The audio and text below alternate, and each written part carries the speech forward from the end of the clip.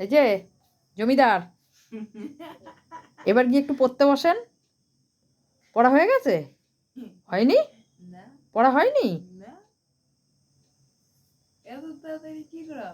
তো পড়ার তো কোনো ভাব লক্ষণই আমি দেখছি না। দেখতে না, এগুলো উপভোগ অনুভব তোমার দাবিটা কি বলো তো আগে?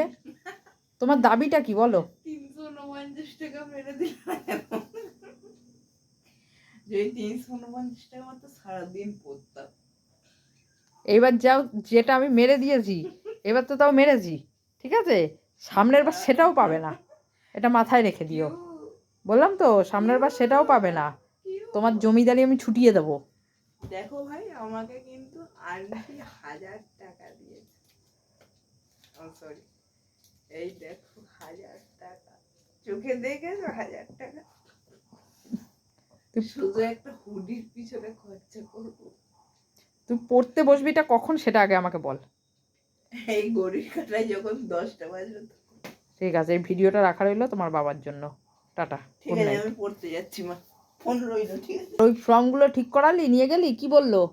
বলছে সব ঠিক আছে, তোকে জমা দিতে হয় না, তোর ভোট হয়ে গেছে।